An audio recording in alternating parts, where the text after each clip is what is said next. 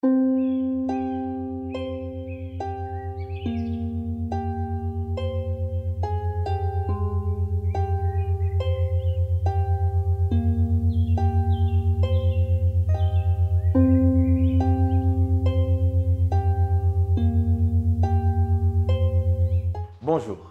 nous allons parler de l'éveil de la conscience aujourd'hui ou de réveil spirituel. Ce sont des termes qui parlent presque de la même chose, mais dont les connotations ont été indexées selon les origines. Premièrement, pour l'éveil de la conscience, très souvent les gens voient la religion bouddhiste ou hindoue, et quand on parle de réveil spirituel, on voit souvent la religion chrétienne. Donc tout ce qui est occidental parle souvent du réveil spirituel, et tout ce qui est oriental parle souvent de l'éveil de la conscience. Mais en réalité, ces deux termes paraissent différents, mais parlent de la même chose. Normalement, l'éveil de la conscience ou le réveil spirituel parle de cette ouverture au monde surnaturel que nous incarnons.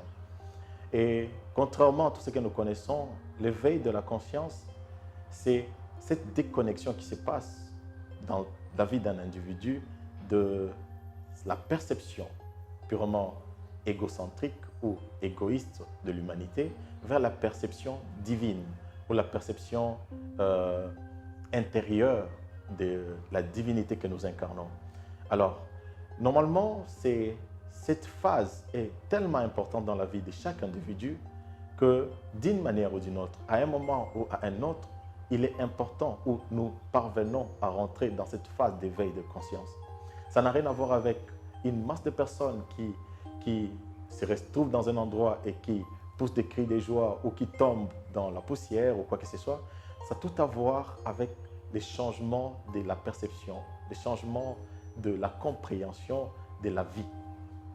Et cela est issu d'une évolution sur la Terre.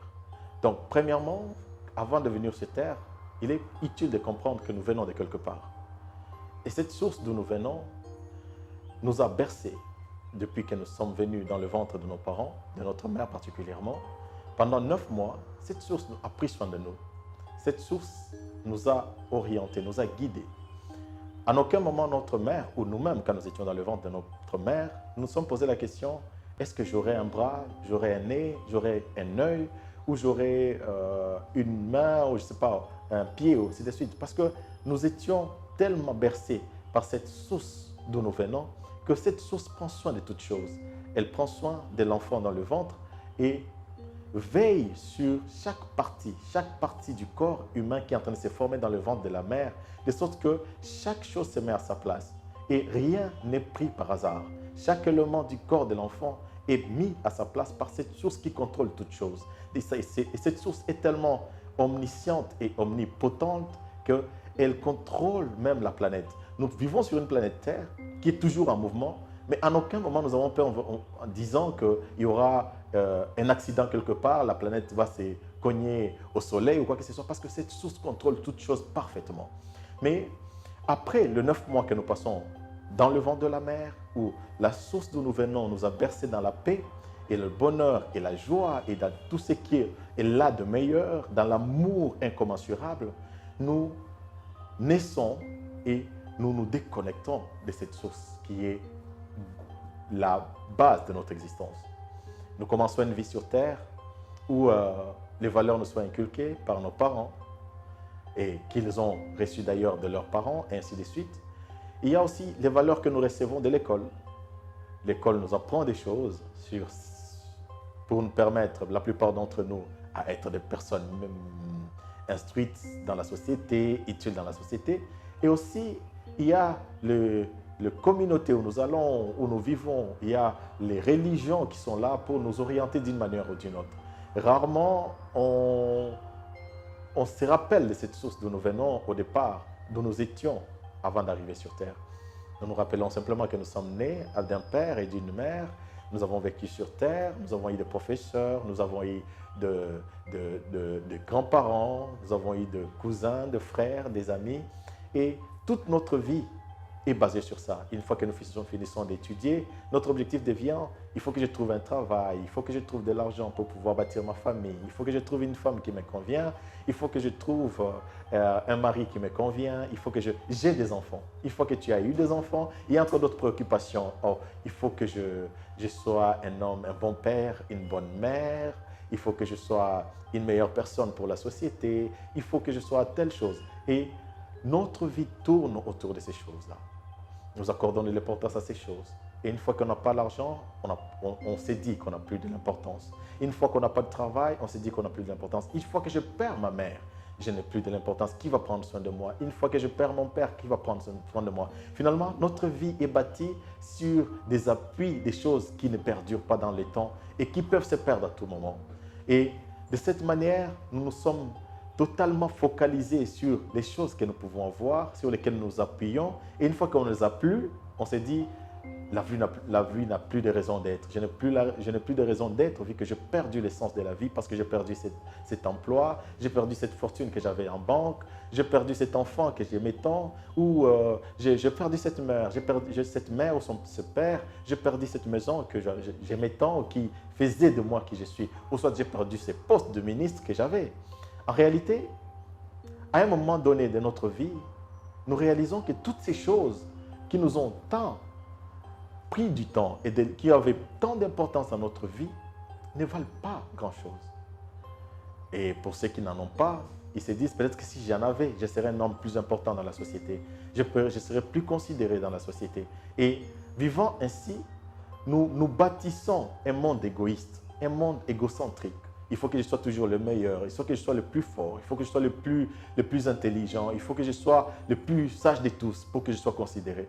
Et en toutes ces choses, il y a ce que nous créons comme troubles sur la planète, dans nos pays, nos communautés sont toujours en conflit parce que nous avons perdu le sens de qui nous sommes. Et cette perte de sens de qui nous sommes est bâtie sur ce que nous ne sommes pas, ce que je qualifierais de l'ego. L'ego, c'est tout ce qui fait que tu es, mais qui en réalité n'est pas toi. Et une fois que tu le perds, tu as l'impression d'avoir perdu la raison d'exister. La raison d'exister n'est pas avoir une maison. C'est bon d'avoir ces choses. C'est magnifique d'avoir de l'argent. C'est magnifique d'avoir un emploi. C'est magnifique d'avoir des enfants. C'est magnifique d'avoir une merveilleuse femme. C'est magnifique d'avoir des parents magnifiques. Mais une fois que tu n'as pas ces choses, tu as l'impression de perdre. Alors, le changement, l'éveil commence quand tu réalises que ces choses ne sont pas ceux-là qui te font. Ces choses ne sont pas la raison pour laquelle tu es sur terre. Que tu peux vivre sans et tu seras heureux. Que tu peux vivre sans et tu seras heureux. Je ne dis pas de vous en débarrasser, non pas de ça. Mais en réalité, il y a quelque chose qui est plus important que ça. Et cela, nous le réalisons très souvent lorsque nous sommes à la fin de notre vie. Les gens se disent, oh mon Dieu, j'ai passé tout mon temps à courir, à avoir de l'argent. Et maintenant, je suis sur les lits de l'hôpital et je ne trouve pas l'utilité d'avoir eu toute cette somme d'argent. La chose la plus importante, je crois que je l'ai loupée. La raison pour laquelle j'étais là. Et cette raison n'est rien d'autre que de retrouver la source d'où nous sommes venus, cette source qui a pris soin de nous. Quand on est arrivé sur terre, on s'est dit, je suis devenu tellement fort qu'il faut que je sache construire ma vie tout seul. J'ai entendu dire des fois des personnes dire, je vais me chercher. Et en réalité, nous nous cherchons parce que nous nous sommes perdus depuis bien longtemps. Nous nous cherchons parce que nous nous sommes égarés quelque part depuis bien longtemps. Mais une fois que tu prends conscience qu'il faut que tu te retrouves le sens, que tu retrouves le sens de ta vie, que tu rebâtisses ton être, qui n'a rien à voir avec ce pourquoi tu t'es battu pendant tous ces temps, l'argent et toutes ces choses, alors là tu commences à poser les bonnes questions, les questions qui te permettront de retourner à la source, de retourner vers qui tu es. Mais en ce moment, la préoccupation est, mais où se trouve la source? Mais d'où je viens? Comment me reconnecter à cette source? La préoccupation est de savoir maintenant comment faire pour retrouver cette paix intérieure que j'ai de l'argent ou pas, que j'ai une femme ou pas, que j'ai une maison ou pas, que j'ai un parent ou pas. Comment retrouver cette paix intérieure que je désire tant, qui me donne d'être heureux sur terre. Alors, le but de ce message, c'est de vous aider à retrouver cette paix intérieure. C'est de vous aider à prendre conscience de qui vous êtes, contrairement à tout ce que vous avez cru être durant tous ces temps.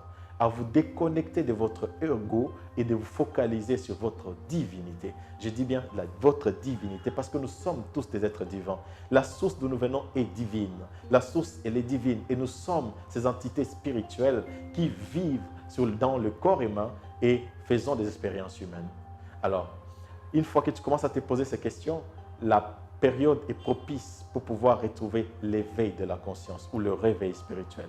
Le réveil spirituel te donne de voir les choses sur terre et de ne pas leur accorder autant d'importance que tu leur accordais avant. Par exemple, à ce moment-là, tu commences à te dire, c'est vrai, c'est bon d'avoir de l'argent, mais je crois qu'il y a quelque chose qui me manque. Il y a quelque chose d'important que je n'ai pas pu trouver. Et cette chose, tu peux la chercher ailleurs. Beaucoup le cherchent ailleurs. Beaucoup vont dans des églises et disent, pasteur, je vais retrouver le sens de ma vie. Ou ils vont dans des mosquées pour trouver les imams pour dire, écoute, j'ai besoin d'orientation, j'ai besoin de savoir le sens pour lequel je suis là. Et ou peut-être tu peux aller voir un prêtre et dire, je vais savoir c'est pourquoi je suis là. Et là, on va commencer à te parler d'une religion, on va te parler de Dieu ou d'une manière ou d'une autre. Mais la vraie connaissance de soi, la vraie source de tout, c'est de retrouver ce que nous appelons le Christ en toi. Retrouver la source en toi. Le Christ, ça veut dire le saint en toi, la pureté en toi, le divin en toi. Et une fois que tu retrouves cette source, tu réalises que tu t'es battu trop longtemps pour ce qui n'est pas important. Tu t'es battu trop longtemps pour bâtir un monde illusoire, un monde qui est là pour une période assez courte et qui ne dure pas au-delà. Et la chose réelle qui a toujours existé, qui est là, c'est cette voix intérieure qui te dit toujours « je suis là et je prendrai soin de toi ». Et quand tu commences à prendre conscience de cette voix intérieure, tu as une perception différente, contraire à la perception égocentrique, contraire à la perception égoïste que tu avais au départ. Tu vois l'amour en toutes choses. Tu comprends ce que Jésus voulait dire quand il disait « nous sommes un, le Père et moi ». Tu comprends pourquoi tu dois aimer ton prochain comme toi-même. Tu comprends pourquoi tu vis sur terre. Tu comprends pourquoi tu dois apporter l'amour et la paix à toute personne qui vit sur terre et qui est à tes côtés parce que vous êtes tous un. Alors, cette perception divine n'est possible autrement que quand tu prends le temps de te déconnecter de tout ce qui est extérieur et de te focaliser sur ce qui est intérieur. Parce que c'est de l'intérieur que tout s'est bâti. C'est de l'abondance de l'intérieur que tout rejaillit à l'extérieur. Alors, le retour en soi, le retour à la divinité, le retour à l'intérieur de soi te permet de voir Dieu dans sa splendeur, te permet de te voir comme une créature merveilleuse, une créature incroyable, une créature belle et pleine d'amour, de compassion, de joie et de paix. Tout capable de créer toutes choses et de manifester toutes choses sur terre. Heureusement d'ailleurs que quand tu retrouves cette source, tu réalises que tu n'as pas beaucoup d'efforts à faire. Tu n'as pas beaucoup d'énergie à dépenser. Et quand tu réalises cette conscience, cet éveil de conscience, quand tu es dans cet éveil de conscience, tu trouves la beauté de la vie. Tu vois combien de fois l'univers est parfaitement agencé. Tu vois combien de fois la vie est parfaitement faite, mais que tu as eu à marcher à contre-courant durant tous ces temps. Tu as eu à rouler à contre-courant durant tous ces temps. Tu as eu à marcher à reculons durant tous ces temps. Et cette conscience, cet éveil de conscience te donne d'apprécier la divinité, d'apprécier Dieu dans sa dimension divine, de t'apprécier et de t'identifier comme étant une entité qui fait un avec la divinité. Et à ce moment, tu réalises que le monde est magnifique tel qu'il est. Tu vois combien de fois il est important d'apporter la paix, la joie à l'humanité, de bâtir quelque chose de solide, basé sur l'amour véritable, sur la vérité qui est en toi et qui a toujours été avec toi. Le Christ en toi te donne de clore et d'éblouir l'humanité avec tes actions et les ondes positives que tu dégages à travers l'humanité. Je prie pour moi et pour vous tous que vous puissiez pouvoir atteindre cette conscience, cet éveil intérieur qui vous donne d'être de merveilleuses créatures, d'être ces êtres divins que Paul qualifiait de membres du Christ, d'être un avec les divins. Et vous verrez combien de fois nous allons bâtir un monde incroyablement parfait. Je vous souhaite vraiment une merveilleuse fin d'année et une nouvelle année magnifique dans la présence et la conscience et l'éveil. Je vous souhaite toutes les bonnes choses à vous et une magnifique fin d'année.